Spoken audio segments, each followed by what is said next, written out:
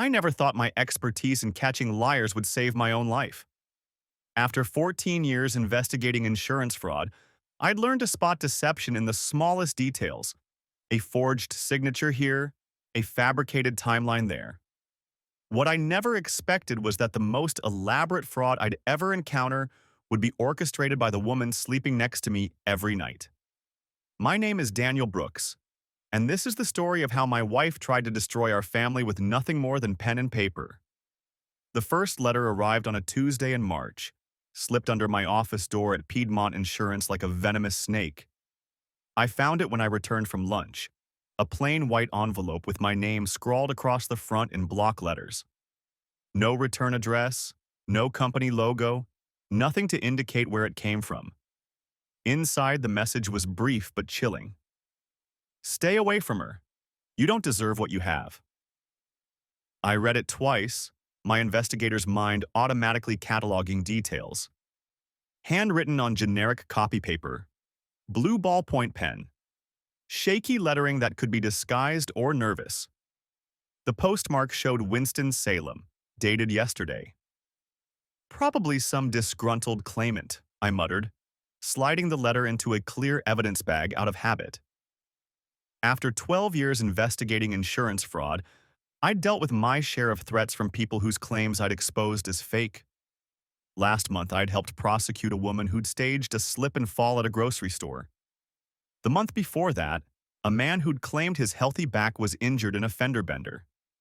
Still, something about this letter felt different, more personal. The handwriting had an urgency to it that made my skin crawl. I locked the evidence bag in my desk drawer and tried to focus on the workers' compensation case I was reviewing.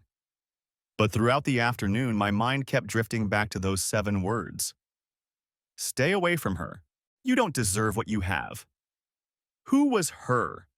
And what did I supposedly have that I didn't deserve? When I got home that evening, Lisa was in the kitchen preparing dinner, her auburn hair pulled back in the messy bun she always wore when cooking. At 38, she still looked like the real estate agent who'd caught my eye at a networking event 15 years ago. Confident, put together, the kind of woman who could sell a house to anyone. How was your day? She asked without looking up from the stove.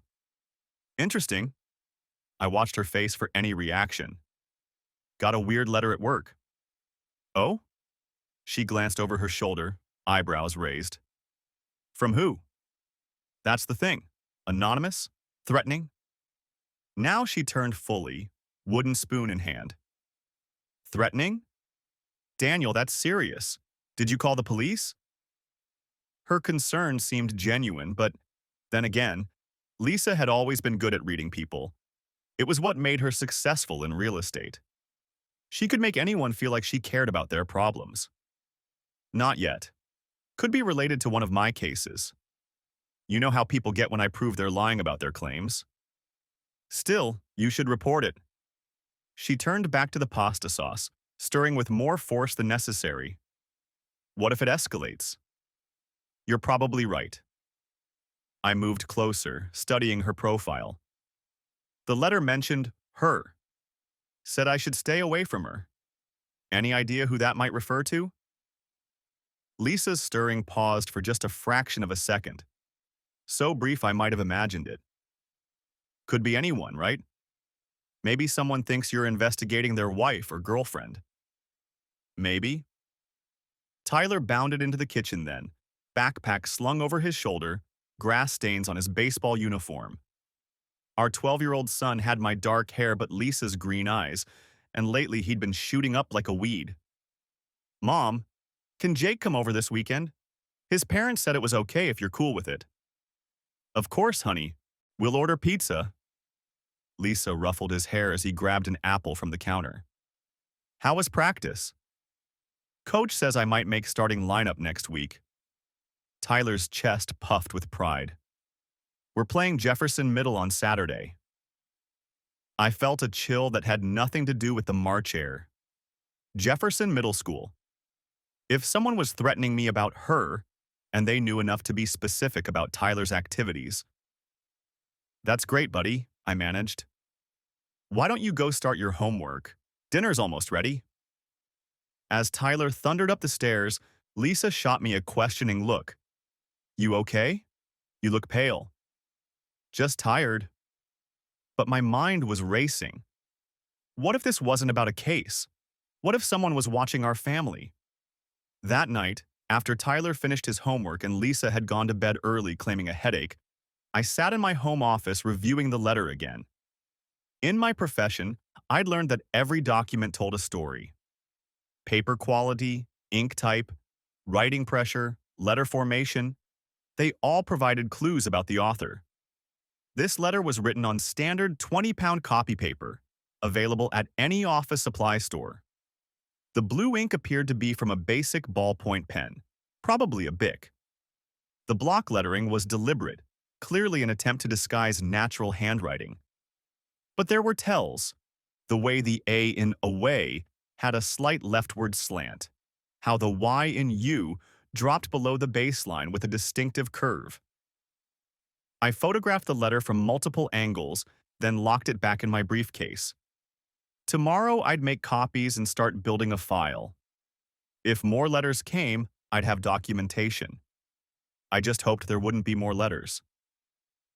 The second letter arrived exactly 1 week later, same method, slipped under my office door while I was out. This time the message was more ominous. You don't deserve her. She'll be mine soon. My hands trembled slightly as I photographed the evidence. Same paper, same pen, same disguised block lettering, but this letter felt more confident, bolder. The spacing was more uniform, suggesting the writer was becoming comfortable with their deception. She'll be mine soon. That phrase sent ice through my veins. This wasn't about a case. This was about Lisa. I called her immediately. Brooks Realty, this is Lisa. It's me. Where are you right now? At the office. Why? You sound upset. I got another letter. This one specifically mentions that someone wants to take you away from me. Silence on the other end. Then, Daniel, you're scaring me. What exactly did it say? I read her the message, hearing my own voice shake with anger. Lisa, I think someone is stalking you, or us, or our family. Oh my God. Her voice was barely a whisper. Who would do this? I don't know, but I'm calling the police. This has gone beyond workplace harassment. Should I come home? No, stay where you are. There are people around at your office. I'll handle this and pick up Tyler from school myself. Don't go anywhere alone, okay? Okay, Daniel, I'm scared. I know, me too, but I'm going to figure this out. I hung up and immediately dialed the Winston-Salem Police Department. 20 minutes later, I was sitting across from Detective Karen Martinez, a sharp-eyed woman in her 40s who specialized in harassment and stalking cases. Mr. Brooks, given your profession, I assume you've preserved the evidence properly? Absolutely. I slid the 2 evidence bags across her desk. Photographs, documentation of when and where they were found, no contamination. She examined the letters through the plastic, nodding approvingly. Clean chain of custody. Good. Tell me about your family situation. Any recent divorces, custody disputes, workplace conflicts involving your wife? Nothing like that. We've been married 14 years. No major drama. Lisa's a real estate agent, well respected in the community. Tyler's 12, honor student, plays baseball. What about your work? Any recent cases that might have generated threats? I ran through my last 6 months of investigations. A staged car accident, a fake slip and fall, a construction worker claiming a back injury who'd been filmed playing basketball. All of them resulted in denied claims, but this feels different, more personal. Detective Martinez made notes as I talked. The escalation pattern concerns me. First letter was general, second was specific about taking your wife. If there's a third letter, we might see direct threats or specific actions. What do you recommend? File a formal report. I'll have patrol units increase their presence in your neighborhood. And Mr. Brooks, given your expertise, I'm sure you understand the importance of documentation. If any more letters arrive, don't handle them directly. Call me immediately. I left the police station feeling slightly better but still unsettled. Someone out there was watching my family, planning something. But who? And why? When I picked up Tyler from school, I found myself scanning the parking lot for anyone who didn't belong. When we got home, I checked all the locks twice. When Lisa returned from work that evening, I watched her face carefully as she read copies of both letters. "This is terrifying," she said, sinking into our kitchen chair. "Who would write something like this?" "I've been thinking about that all day." "Anyone at work been giving you trouble? Difficult clients? Maybe someone whose offer didn't work out?" Lisa shook her head. "Nothing unusual. I mean, real estate can be stressful, but this—" She gestured at the letters. "This is sick. What about that new guy you mentioned? Ryan something?" "Ryan Parker?" She looked surprised. "He's a commercial realtor. We've worked together on a couple mixed-use properties, but he's completely professional and married, with kids. Still, he knows your schedule, knows you work with residential clients, could have access to information about our family." "Daniel, that's ridiculous.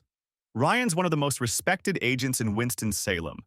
He wouldn't—" She stopped, staring at the letters. "You really think someone I work with could be doing this?" "I think we can't rule anyone out. Tomorrow I want you to make a list of everyone who has your work schedule, everyone who knows details about our family, clients, colleagues, vendors, anyone." Lisa nodded, but something in her expression bothered me. A flicker of, what? Fear? Guilt? That night, I lay awake listening to her breathe beside me, wondering if my paranoia was justified or if 14 years of catching liars had finally made me suspicious of everyone, including my own wife. The third letter arrived on a Friday. By now, I was checking under my office door every time I returned from anywhere, and I'd set up a small surveillance camera to monitor the hallway.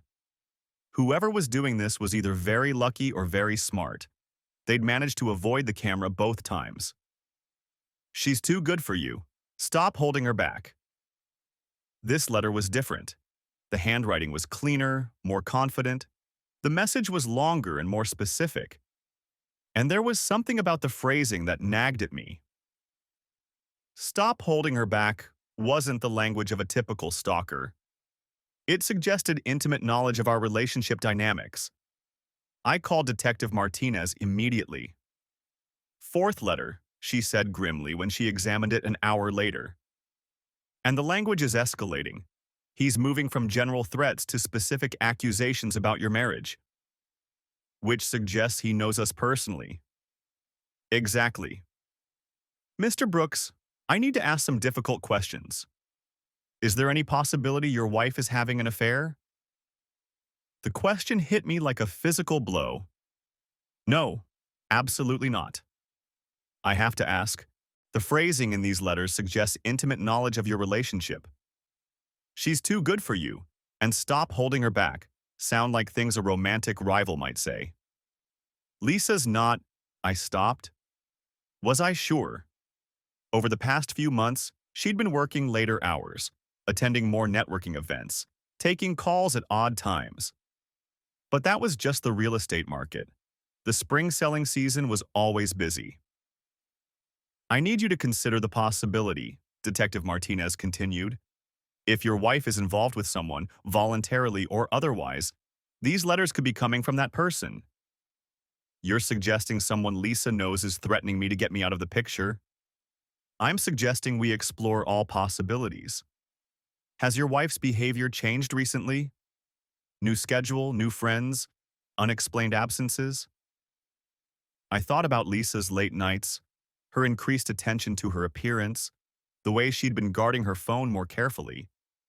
Details I'd attributed to work stress suddenly took on a darker significance. "Maybe," I admitted.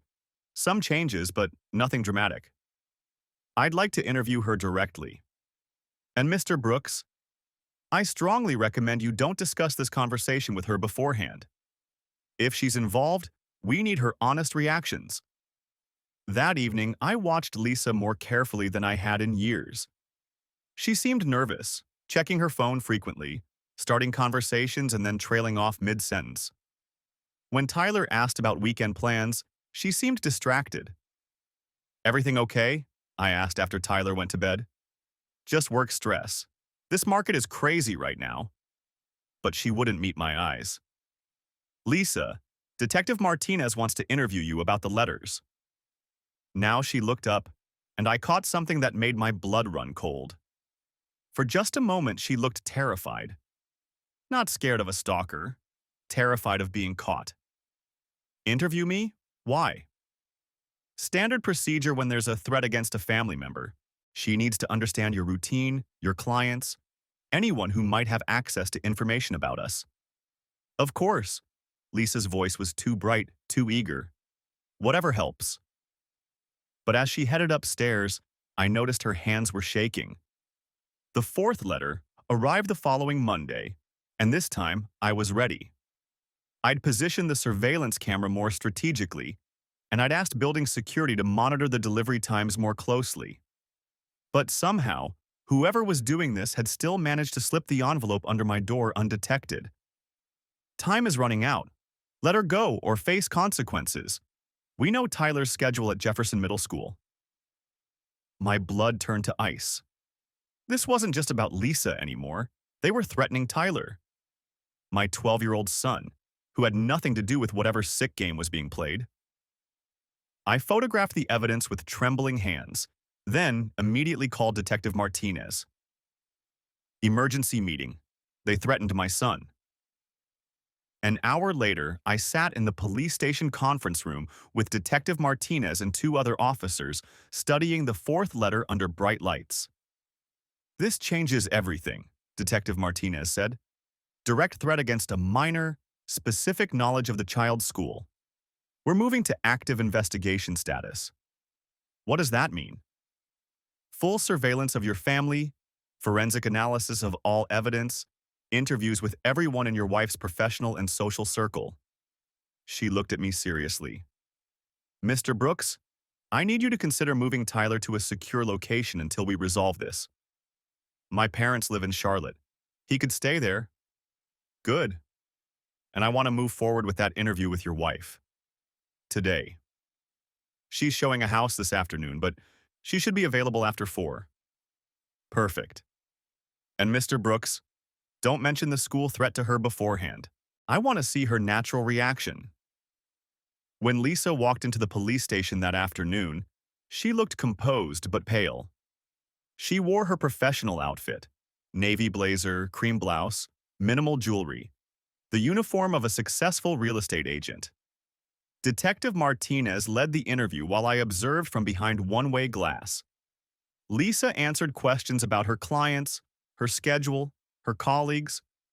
She mentioned Ryan Parker among several other agents she worked with regularly, describing him as a consummate professional and successful commercial realtor. When Detective Martinez showed her the letters, Lisa's reaction seemed genuine. Shock at the first two, growing alarm at the third, and horror at the school threat. "Tyler's school?" Her voice cracked. "Someone's watching our son?" "The specificity suggests intimate knowledge of your family routine," Detective Martinez said. "Can you think of anyone who would have that information?" "Any of our friends, neighbors, other parents at school, my clients?" Lisa's voice trailed off. "Detective, you don't think this is someone we know, do you?" "It's possible." "Mrs. Brooks, I need to ask directly. Are you involved in any relationship outside your marriage?" The question hung in the air like a bomb. Through the one-way glass, I watched Lisa's face cycle through emotions: surprise, indignation, and then something that looked like panic. "No, absolutely not. I love my husband." "No one at work who's shown romantic interest? No clients who've crossed professional boundaries?" "No, nothing like that."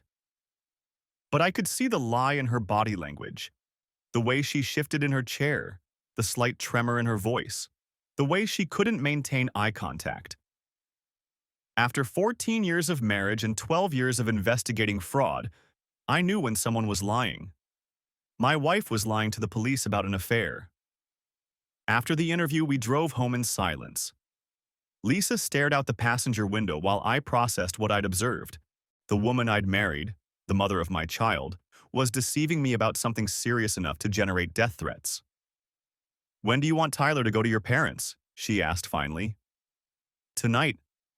I'll drive him to Charlotte after dinner." "Good. I'll feel better knowing he's safe."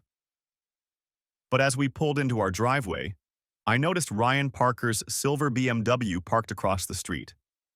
When Lisa saw it, her face went white. "Everything okay?" I asked. "Fine. I think Ryan was showing the Henderson house to clients today. He's probably just finishing up." But the Henderson house had been sold 3 weeks ago. I'd seen the sold sign myself. That night, after I'd driven Tyler to my parents and explained that he needed to stay there for a few days due to a work situation, I returned home to find Lisa in bed, apparently asleep. But her breathing was too controlled, too careful. She was pretending. I sat in my office until 2 a.m., staring at the 4 letters spread across my desk. Someone was threatening my family, someone with intimate knowledge of our lives. My wife was lying about an affair. And somehow, these two facts were connected. The question was, how? The answer came from an unexpected source: handwriting analysis. On Tuesday morning, I met with Dr. Patricia Johnson, a forensic document examiner recommended by Detective Martinez. Dr. Johnson specialized in questioned document analysis, the scientific comparison of handwriting, ink, and paper to determine authorship. "Mr. Brooks, before we begin, I need samples of handwriting from anyone who might be a suspect," Dr. Johnson explained in her lab at Wake Forest University. "Family members, close friends, work colleagues, anyone with access to information about your family." The police collected samples yesterday from my wife's real estate colleagues, including Ryan Parker. "Good. What about family members? Your wife?" I hesitated. Detective Martinez said she'd handle that through official channels. Of course, but for a complete analysis, I'd also need samples of your wife's natural handwriting, grocery lists, notes to your son, anything written in a relaxed, unguarded state. That evening, while Lisa was at a late client meeting, I searched our house for samples of her handwriting. I found several grocery lists in her purse, notes to Tyler about school activities, and a birthday card she'd written to her mother last month. Looking at Lisa's natural handwriting, I felt sick. The A with its slight leftward slant. The Y that dropped below the baseline with a distinctive curve. The letter formations I'd noticed in the threatening notes. No, it couldn't be. But the more I compared, the more similarities I found. The way she dotted her I's. The pressure she applied to downstrokes. The spacing between letters. My hands shook as I photographed Lisa's handwriting samples. My wife of 14 years, the mother of my child, couldn't possibly be threatening herself to what? Leave me? Make me look unstable? Get me out of the picture so she could be with Ryan Parker? The idea was insane. But the evidence was right there in front of me. I delivered the samples to Dr. Johnson the next morning, my stomach churning with anxiety.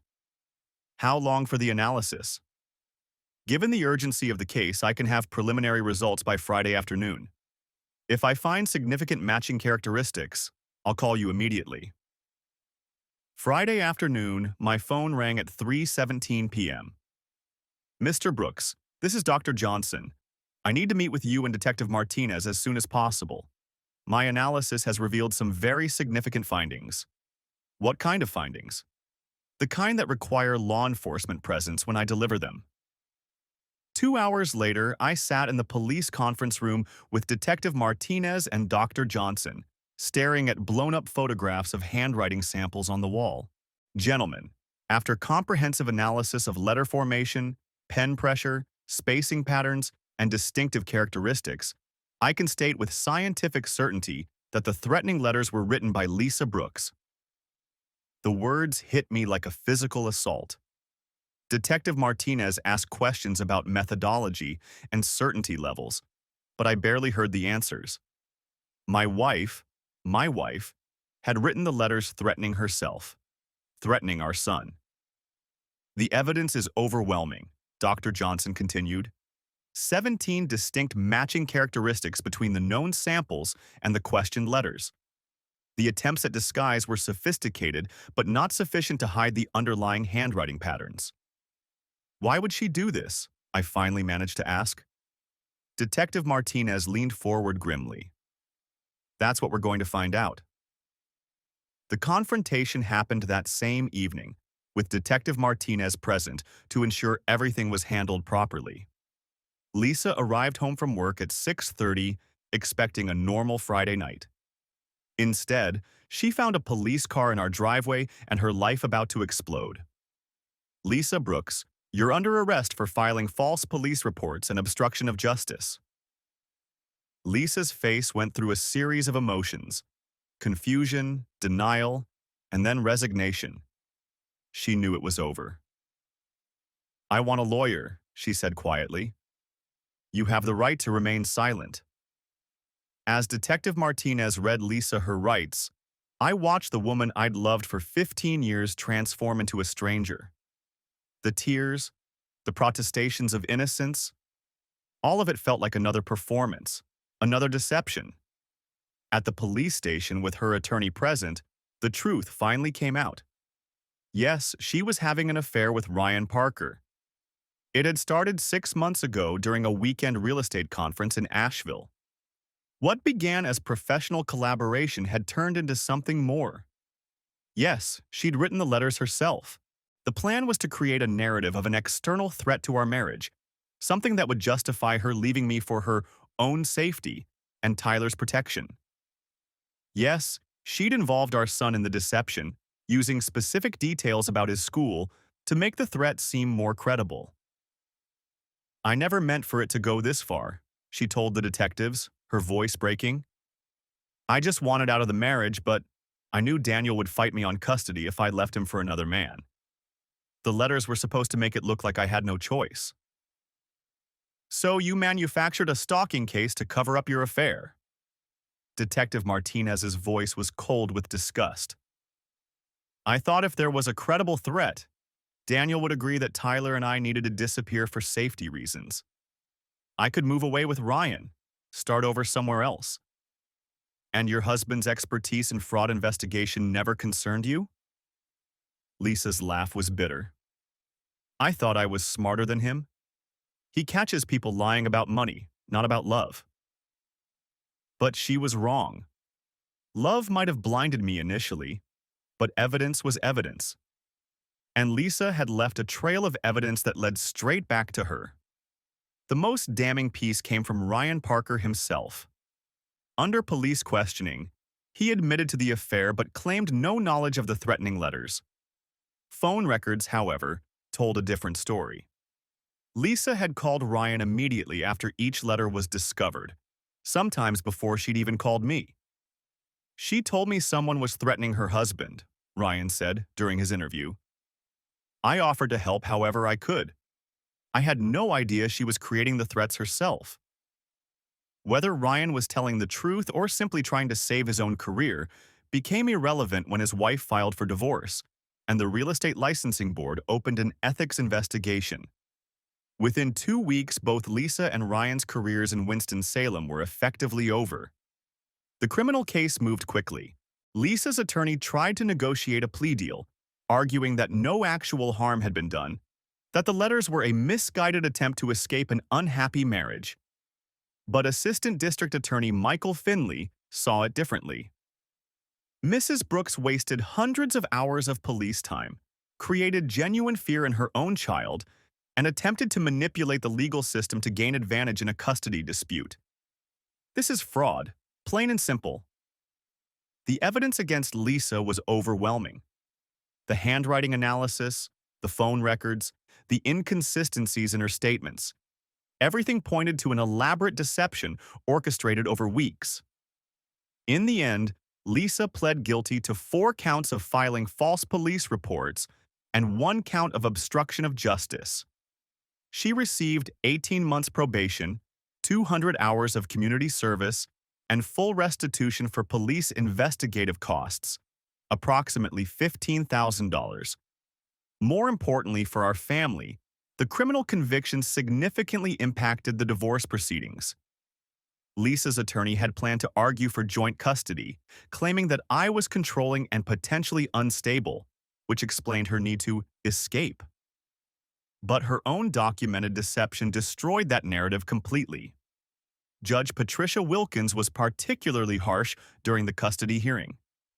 "Mrs. Brooks, you involved your own child in an elaborate deception designed to manipulate law enforcement and the legal system.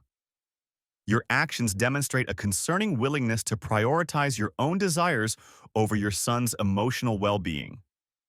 Tyler would live with me full-time, with Lisa getting supervised visitation every other weekend. The real estate licensing board was equally unforgiving. After a formal hearing where Dr. Johnson presented her handwriting analysis, Lisa's license was revoked for conduct reflecting dishonesty, fraud, or deceit. The board ruled that manufacturing evidence in a criminal case was incompatible with the trust required in real estate transactions.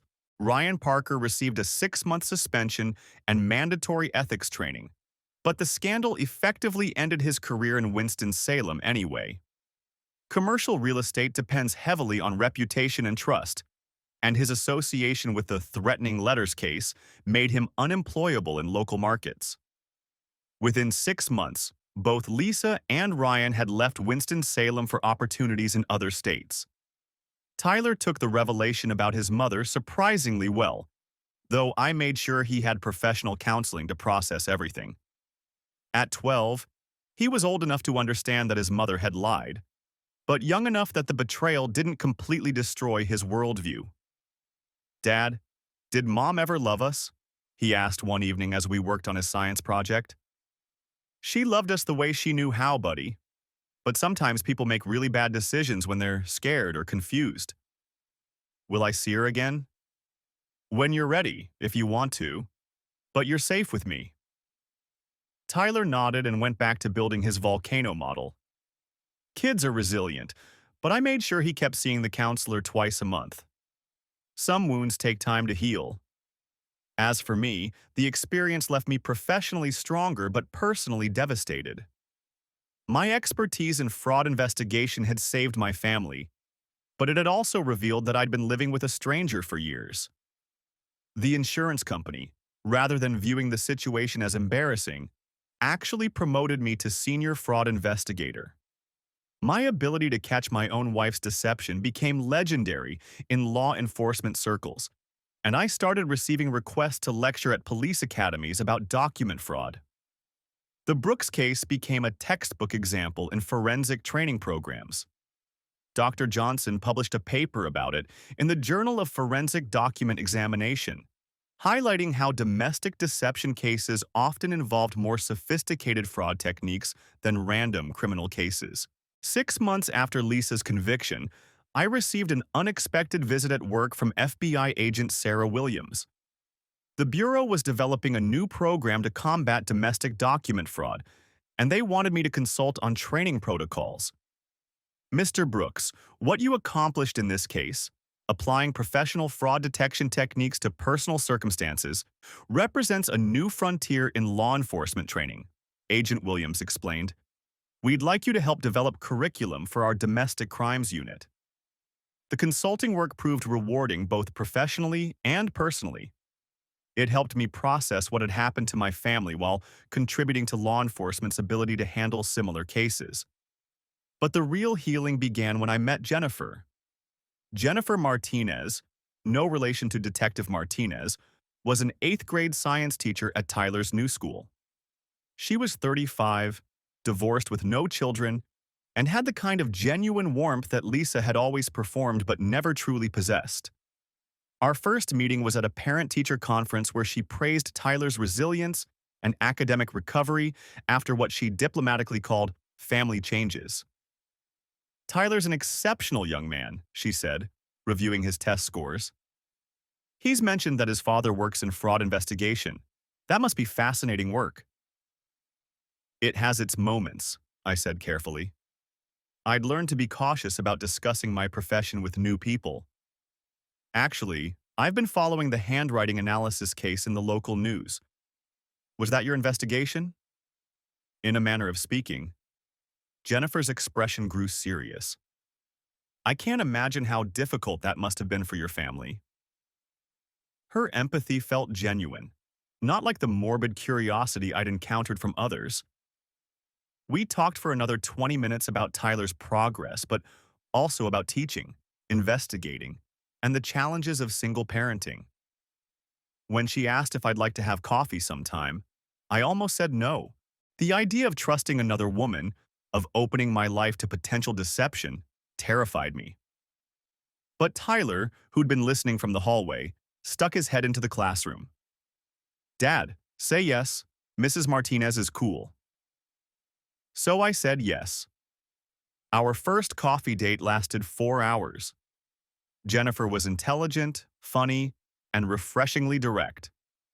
When I told her the full story of Lisa's deception, she listened without judgment or excessive sympathy. "As a teacher, I see all kinds of family situations," she said finally. "What strikes me about your story isn't the betrayal. It's that you never gave up on finding the truth. Sometimes I wonder if I was blind to signs I should have noticed earlier. Maybe. But you can't live your life second-guessing every relationship because one person lied to you." Jennifer was right, of course. Over the following months, as we spent more time together, I learned to trust again. Not blindly. My investigator's instincts would always be part of who I was, but reasonably. Jennifer met my professional colleagues, my parents, my neighbors. She integrated into Tyler's life gradually, never trying to replace Lisa, but offering the kind of stable, honest presence our family needed. A year after Lisa's conviction, Jennifer and I moved in together. Tyler was initially hesitant about the arrangement, but Jennifer's patience and genuine affection won him over.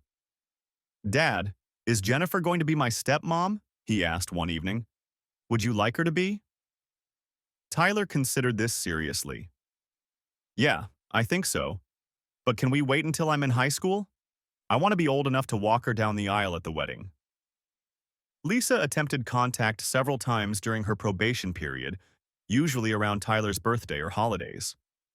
Her letters, ironically, now that I knew her handwriting intimately, were full of apologies and requests for forgiveness. Tyler read them with my supervision but rarely responded. On his 13th birthday, Lisa called and asked to speak with him. "Hi, Mom," he said simply. I couldn't hear her side of the conversation, but Tyler's responses were polite but distant. "I'm doing good. Yeah, Dad's taking care of me. I'm playing baseball and joining the debate team. No, I don't think I'm ready for visits yet. Okay, love you too." When he hung up, Tyler looked thoughtful. "She sounds sad." Probably she is. Making bad choices has consequences. "Will she ever be able to come home?" "This is your home, buddy, with me and Jennifer. Your mom made her choice when she decided to lie instead of talking to us about her problems." Tyler nodded and never asked about Lisa moving home again. Jennifer officially became part of our family 2 years later, in a small ceremony at the courthouse with Tyler, serving as best man and ring bearer. Detective Martinez attended, along with my parents, Tyler's baseball coach, and several colleagues from both my insurance company and Jennifer's school. The irony wasn't lost on me that my second wedding took place in the same building where Lisa had been sentenced for trying to destroy my first marriage. But this time, everything was different. Jennifer's vows were simple and honest. "I promise to love you and Tyler, to build a family based on trust and respect, and to never let fear or pride come between us and the truth." My own vows were equally straightforward. "I promise to cherish you, protect our family, and never stop believing in the power of honesty to overcome any challenge. Tyler's contribution was the most important. I promise to help you guys remember that families stick together no matter what. 5 years after the threatening letters first appeared under my office door, I stood at the podium of the International Association of Special Investigation Units annual conference, addressing 300 fraud investigators from around the world. The Brooks case demonstrates that document fraud can emerge in any context, I told the audience. When we think about questioned documents, we typically focus on insurance claims, financial statements, or legal contracts. But the same analytical techniques that expose commercial fraud can be applied to domestic deception. I clicked to the next slide, showing Dr. Johnson's side-by-side comparison of Lisa's handwriting and the threatening letters. The perpetrator in this case understood my professional background and attempted to use it against me. She created a complex narrative designed to exploit my protective instincts while masking her true motivations. In the audience, I spotted several familiar faces: Detective Martinez, now Captain Martinez; Dr. Johnson, who'd become a leading expert in domestic document fraud; and Agent Williams, who'd helped develop the FBI's new domestic crimes curriculum. The most important lesson isn't about handwriting analysis or evidence preservation, I continued. It's about the courage to follow evidence wherever it leads, even when that evidence challenges your deepest assumptions about the people you trust. After my presentation, a young investigator from Portland approached with questions about maintaining objectivity in personal cases. "How do you separate your professional training from your emotional investment?" she asked. "You don't," I replied. "The emotion makes you want to find the truth more desperately. The training gives you the tools to find it accurately." That evening at the conference banquet, I received the IASU's Excellence in Investigation Award for my work on domestic document fraud. Tyler, now 17, and planning to study forensic science in college, sat at my table along with Jennifer, who'd taken the weekend off from teaching to attend. "Dad, are you famous now?" Tyler asked as I returned to the table with my award. "Infamous, maybe," I laughed. "But in a good way." Jennifer squeezed my hand. "I'm proud of you, both of you. Look how far you've come." She was right. Tyler had grown into a confident, intelligent young man who planned to follow in my professional footsteps. Jennifer had built a successful teaching career while helping to raise a child who wasn't biologically hers. And I had turned the worst betrayal of my life into a tool for helping other families. Lisa, as far as I knew, was working as a real estate assistant in Phoenix, unable to get her license reinstated due to her criminal record. Ryan Parker had found work in commercial development in Tampa, far from the real estate community that had rejected him. Their choices had consequences that followed them across state lines and professional boundaries. But those consequences were their responsibility, not ours. Our responsibility was to build something better from what remained. On a Tuesday morning in March, 6 years after the first threatening letter arrived, I sat in my office reviewing a case involving a suspicious workers' compensation claim. The claimant had submitted a doctor's report documenting severe back injuries, but surveillance video showed him moving furniture without any apparent difficulty. As I compared the medical report to previous documentation in the claimant's file, I noticed something familiar about the handwriting on an updated patient history form. The letter formations, the spacing, the pressure patterns. They reminded me of techniques I'd learned to analyze during my own case. I photographed the documents and sent them to Dr. Johnson for professional analysis. 3 days later, she confirmed what I suspected. The claimant had forged his own medical records to support his fraudulent claim. "Excellent catch, Daniel," she said over the phone. The suspect attempted to disguise his handwriting by using different pens and changing his grip, but the underlying patterns are unmistakable. Will this be enough for prosecution? Absolutely. The medical fraud combined with the document forgery should result in serious charges. As I prepared my investigation report for the district attorney's office, I reflected on how my personal experience had sharpened my professional instincts. The skills that had exposed Lisa's deception had made me better at detecting fraud in all its forms. That evening, I shared the news with Jennifer and Tyler over dinner. "Another bad guy caught," Tyler said with satisfaction. "Think he'll go to jail?" "Probably. Medical fraud is a felony, and the forged documents make it worse." "Good. People who lie to take advantage of others deserve what they get." Tyler's moral clarity sometimes surprised me.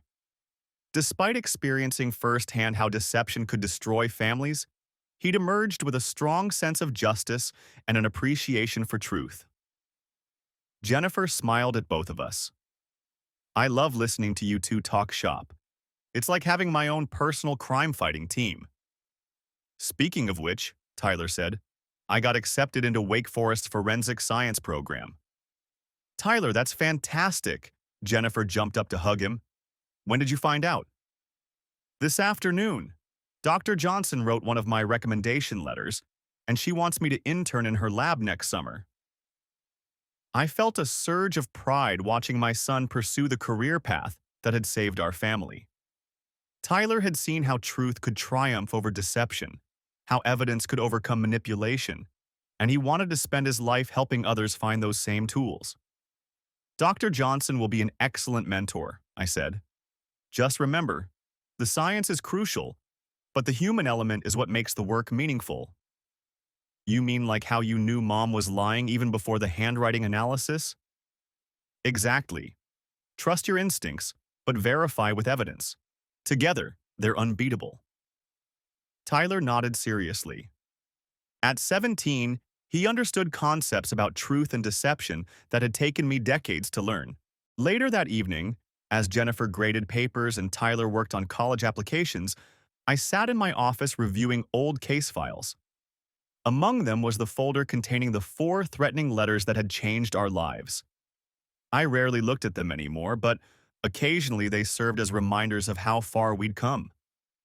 The fear and confusion I'd felt reading those first letters seemed like emotions from another lifetime.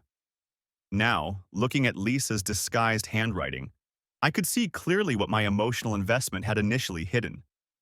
The formation patterns, the pressure variations, the subtle tells that revealed the author's true identity. They were all there, waiting to be discovered by someone trained to look.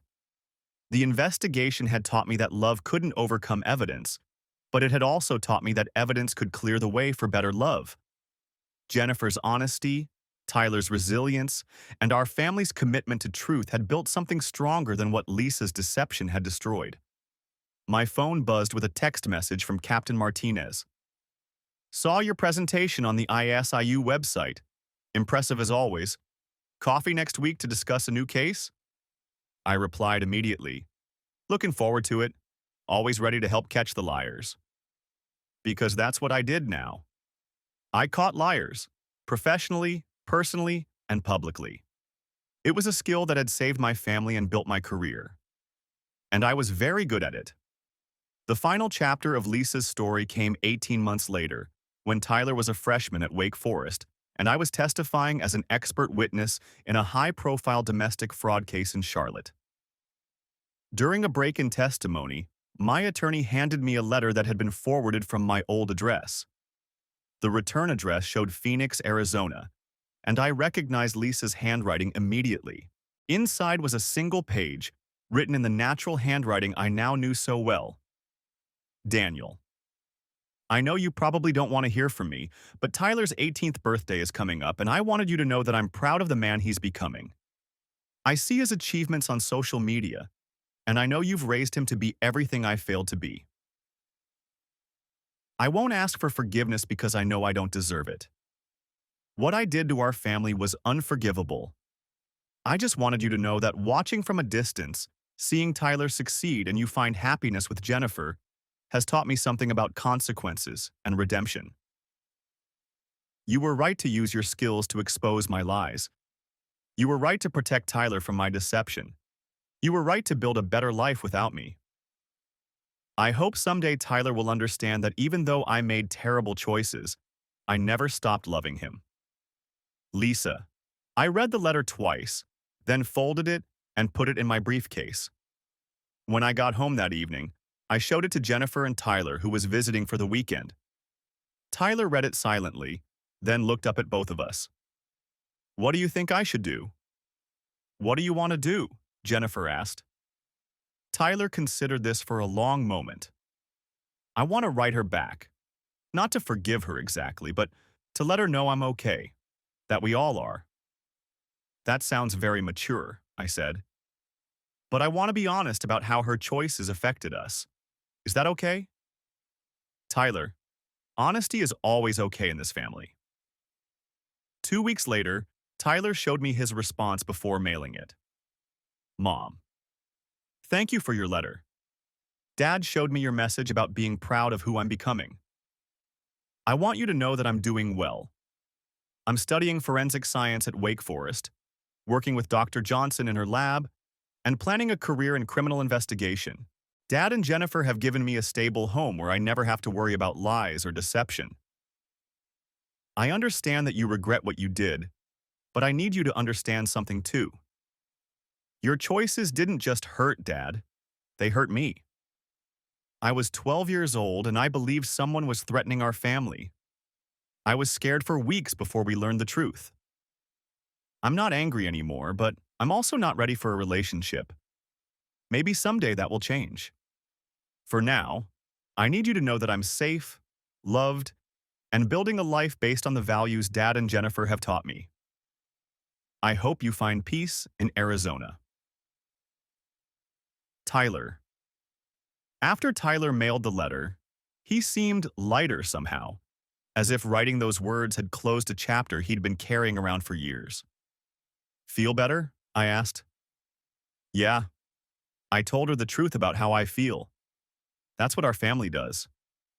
Jennifer smiled. Your mom would be very proud of how you handled that. Tyler looked puzzled. Which mom? Both of them, Jennifer said simply. Lisa made terrible choices, but I think she'd be proud of who you've become. And I know I'm proud to be part of raising you. That evening, as I worked in my office, I reflected on the strange journey that had brought us to this point. Lisa's deception had nearly destroyed our family, but it had also revealed strengths we didn't know we possessed. Tyler had learned that truth was more powerful than comfort, that integrity was more valuable than convenience. Jennifer had learned that love could be built on honesty without being diminished by caution. And I had learned that my professional skills weren't separate from my personal life. They were tools for protecting everything I valued most. The threatening letters that had once terrified me now sat in a file cabinet, evidence of a crime that had been solved and a family that had survived. Sometimes other investigators asked to review the case files, and I always said yes. The more people who understood how domestic deception worked, the fewer families would suffer what we had endured. But mostly, I thought about the future. Tyler was becoming an excellent forensic scientist, combining natural intelligence with the kind of ethical foundation that made good investigators great. Jennifer was being promoted to vice principal at her school, where her commitment to truth and fairness was changing how they handled disciplinary issues. And me? I was still catching liars, still protecting families, still believing that evidence could overcome any deception. After all these years, I was still very good at it. On the 10th anniversary of the threatening letters case, Wake Forest University invited me to give a keynote address at their annual Forensic Science Symposium. The auditorium was packed with students, investigators, and legal professionals from across the Southeast. As I looked out at the audience, I spotted Tyler in the third row, now a graduate student working on his thesis about domestic document fraud. Dr. Johnson sat in the front row, having become one of the country's leading experts in questioned document analysis. Captain Martinez had driven over from Winston-Salem, and Jennifer sat in the faculty section with her colleagues from the education department. 10 years ago, I received 4 threatening letters that changed my understanding of deception, investigation, and family, I began. Today, I want to share what those letters taught me about the intersection of professional expertise and personal integrity. I told the story methodically, the way I would present any case, establishing the timeline, reviewing the evidence, explaining the analysis that led to the truth. But I also talked about the human cost of deception, the way lies poison relationships and communities. The perpetrator in this case used my own professional background against me, I explained. She understood that my training would make me want to protect my family from external threats. What she didn't understand was that the same training would eventually expose her internal deception. A young graduate student raised her hand during the question period. Mr. Brooks, how did the case change your approach to investigation? It taught me that objectivity and emotion aren't opposites. They're partners. Caring about the outcome makes you work harder to find accurate evidence. But evidence, not emotion, has to guide your conclusions. An FBI agent asked about prevention strategies. How can families protect themselves from this kind of internal deception? Communication and verification, I replied. Trust is essential in relationships, but trust doesn't mean blind acceptance. Ask questions. Pay attention to inconsistencies. And remember, people who have nothing to hide don't mind being asked for clarification. After the presentation, Tyler approached the podium with Jennifer. At 22, he had my analytical mind, but Jennifer's emotional intelligence, a combination that would make him an exceptional investigator. Great speech, Dad. I especially liked the part about truth being stronger than deception. That's because you've lived it, I replied. You've seen how honesty can rebuild what lies destroy. Jennifer hugged both of us. I'm proud of you both. Look how far this family has come. She was right. 10 years ago, we'd been victims of an elaborate deception that threatened to destroy everything we valued.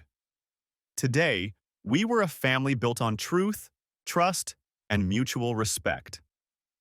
The threatening letters had been intended to manipulate me into giving up my family. Instead, they had led me to fight harder for what mattered most. As we walked across campus together, Tyler heading back to his lab, Jennifer to her office, and me to my car, I thought about the dozens of families I'd helped over the past decade. Couples facing document fraud, parents dealing with deceptive children, children protecting themselves from manipulative parents. Each case was different, but the solution was always the same. Find the truth, follow the evidence, trust the process. It was what I'd built my career on, what I'd raised my son to believe, and what I'd promised Jennifer on our wedding day.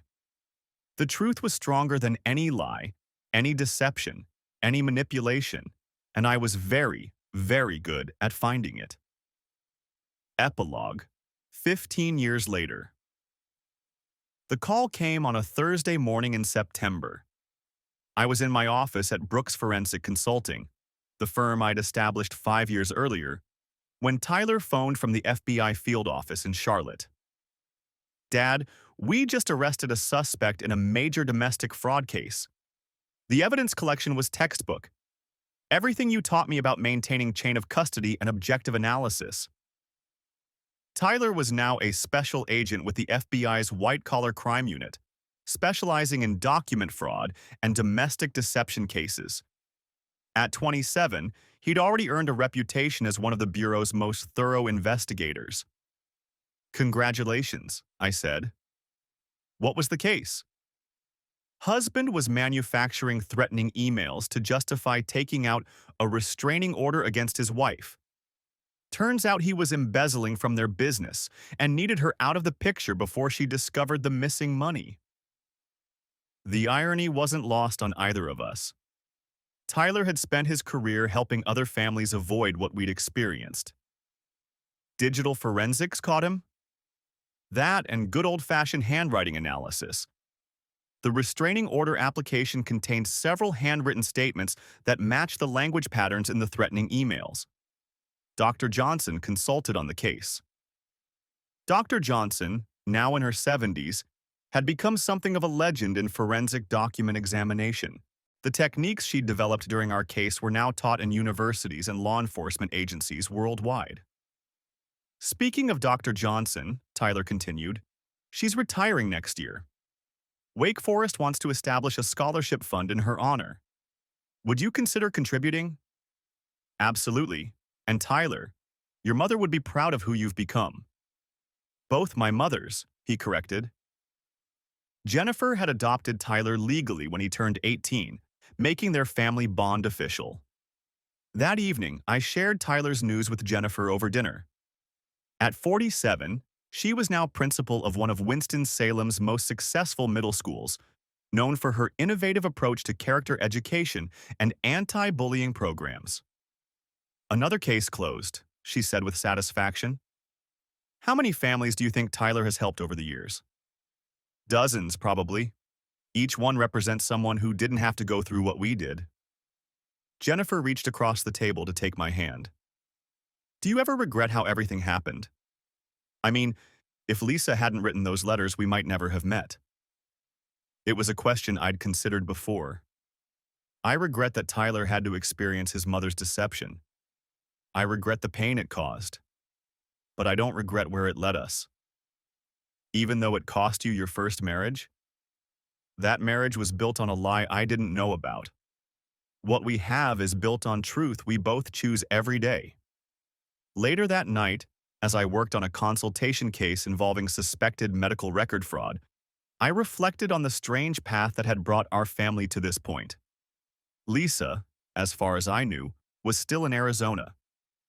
Tyler had exchanged a few letters with her over the years, maintaining a distant but civil relationship. She'd remarried, a retired police officer who understood her history and was helping her rebuild her life. Ryan Parker had eventually found success in commercial real estate in Florida, though he'd never returned to North Carolina. Some mistakes follow you forever, but they don't have to define your future. Our story had become larger than just our family. The Brooks case was cited in legal textbooks, forensic training manuals, and academic papers about domestic deception. But for me, it would always be personal. The case that taught me the difference between loving someone and truly knowing them. My phone buzzed with a text from Tyler. Got the confession. Suspect's wife is safe, kids are protected, and the money's been recovered. Truth wins again. I smiled as I typed back, it always does. Just sometimes takes a while to find it.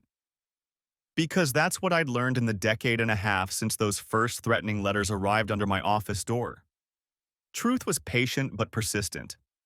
Lies might seem easier in the short term, but they always left evidence. And evidence, properly analyzed by trained professionals, would always expose deception. It was a lesson that had saved my family, built my career, and shaped my son's future. And tomorrow, I'd use it to help someone else. After all, I was very good at catching liars, and there were always more liars to catch.